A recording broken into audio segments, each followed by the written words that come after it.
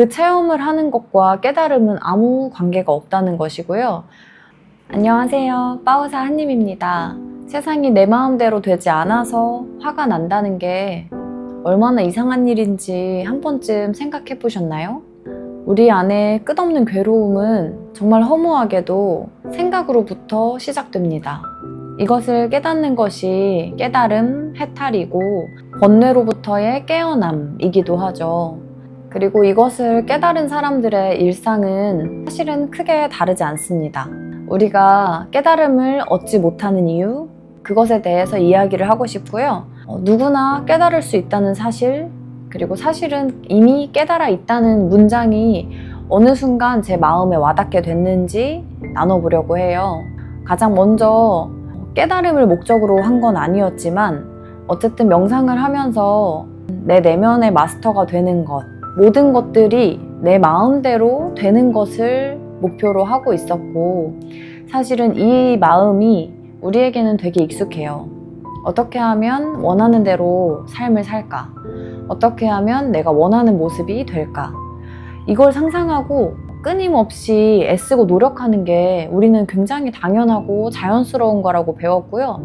게으르거나 목표의식이 없거나 어떤 무용한 사람처럼 스스로를 생각하기도 하고요. 근데 이 빠오사는 정말 내면에서 일어나는 일에 대한 알아차림이면서 그 생각을 걷어냈을 때 이 순간의 생생함에 깨어날 수 있는 이 순간의 빛을 보는 연습이에요. 처음 명상을 시작하면서 다양한 명상법이 있더라고요. 그리고 그 명상법에서 이런 걸 느꼈어요. 굉장히 황홀경을 느꼈어요. 이런 빛이 보였어요 하는 그런 경험담들이 있었거든요. 그래서 저도 그걸 경험하기 위해서 애쓰는 시간이 있었어요. 왜 나는 안 되지?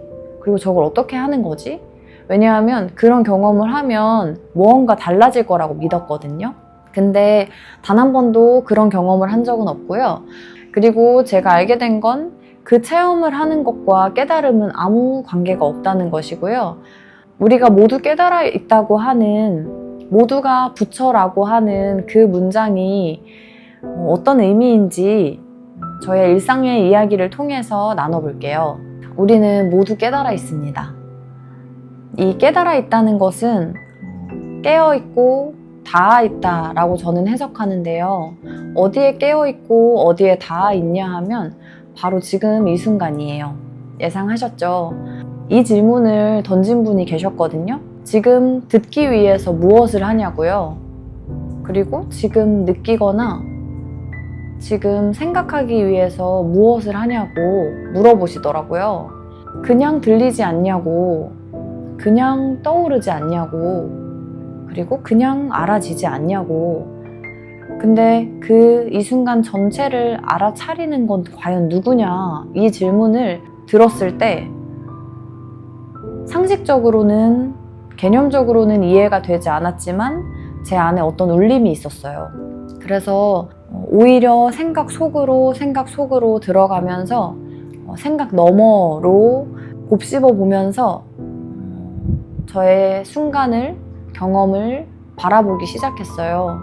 그리고 정말로 깨달은 게 진짜 들리고 있다, 느껴지고 있다.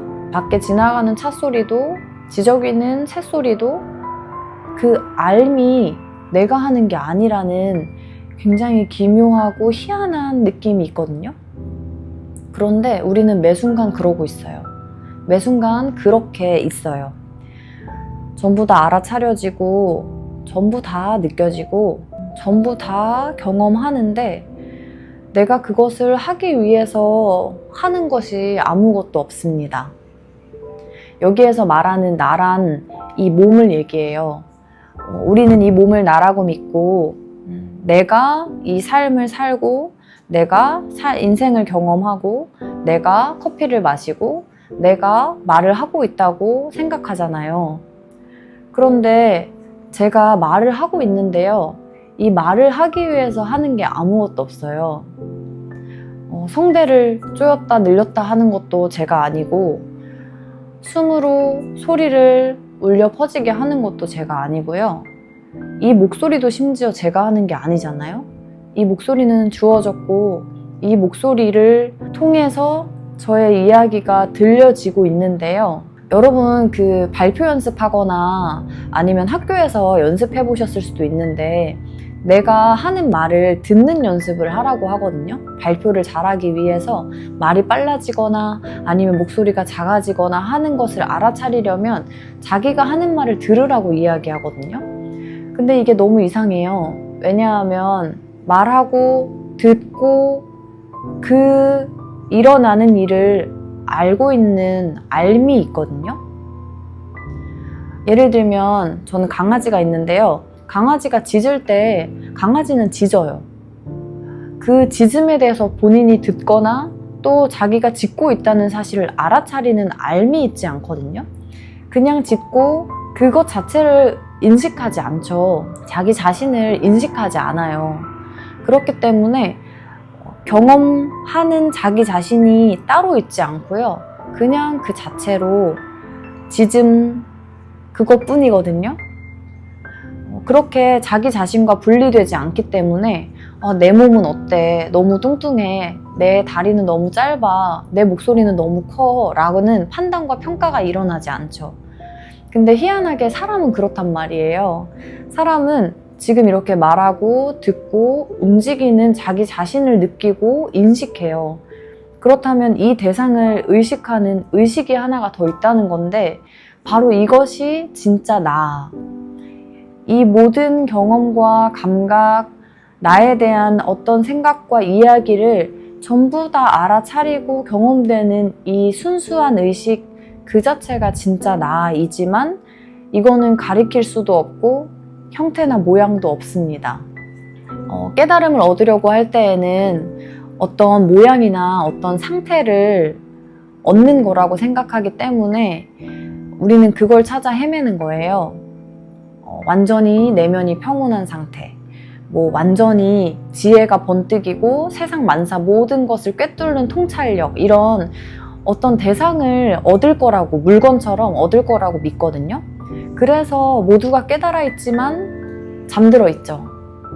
이 진짜 나라고 하는, 혹은 깨달음이라고 하는, 아니면 제가 좋아하는 에크하르트 톨레처럼 존재나 삶 그 자체가 그 자신을 경험하고 있다라는 이 문장에는 답도 없고 또 정해진 형태나 대상이 아니에요. 이 모든 대상들을 알아차리는 의식 그 자체이기 때문에 그 의식에는 지금 이 알아차림에는 어떠한 것도 없습니다. 어떠한 것도 없고 비워져 있지만 또 모든 것이 있고 가득 차 있죠. 저도 신기한 게 이거를 제가 뭘 이렇게 말할 수 있게 된 것이 오래되진 않았어요. 왜냐면 저도 한편으로는 마음에서 계속 어떤 형태나 대상, 상황, 무언가를 찾아서 헤맸거든요. 그러니까 깨달았다고 했을 때 도대체 깨달은 상태의 저 사람들은 하나같이 다 편안해 보이는데 그러면 편안해야 되나 보다.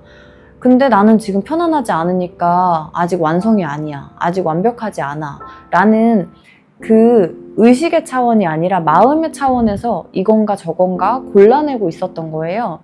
근데 마음이 이건가 저건가 골라내는 그 일이 바로 지금 여기에 알아차림을 통해 알아지고 있어요. 그래서 깨달았을 때 일상에 어떠한 변화도 사실은 없습니다. 더 정확히 말하자면 우리가 깨달음을 통해서 그 외부의 조건들로부터 자유로워지는 이유는 그 외부의 조건이 바뀌어서가 아니라 그 외부의 조건을 경험하는 내면의 상태가 바뀌기 때문이에요. 이게 참 허무하기도 하죠. 왜냐하면 우리는 끌어당김을 통해서 더 좋은 미래나 더 많은 돈, 더 성공한 어떤 이미지를 원했기 때문인데요.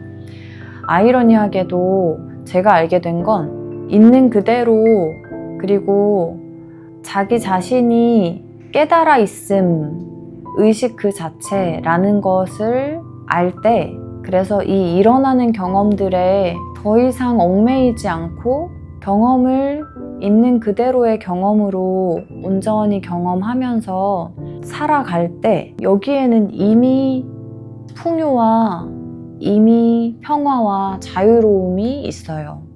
의식 자체, 지금 이 순간에 그 알아차리는 나를 알아차리고 있는 알아차림, 이것이 사실은 그것이 진짜 나임을 깨닫는 깨달음이고요. 이 어떤 감각을 더 쉽게 그리고 더 빠르게 받아들이지 못했던 이유는 마음은 여전히 조건을 따지기 때문이에요. 아니 알겠는데 지금 이 순간 이대로인 거 알겠는데 나 지금 근데 돈이 없잖아. 아니 알겠는데 나 아직 성공 안 했잖아. 이런 식으로 계속 그 이야기와 이 존재의 감각이 교묘하게 연결돼 있거든요. 그러니까 생각에 자꾸만 주의가 기울여지면서 그 생각이 말하는 것에 또 끌려가는 그 안에 있는 거예요.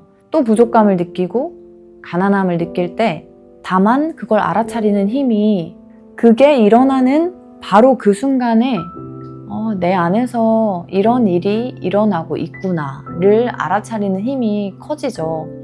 그러다 보면 조금씩 이제 생각에 끌려가는 시간보다 지금 이 순간 있는 그대로를 감각하고 거기에서의 어떤 존재감을, 존재함에 뿌리를 내리는 시간이 점점 더 많아지고요. 그리고 바로 이것이 성공이자 끌어당김이라는 걸 알게 됐어요.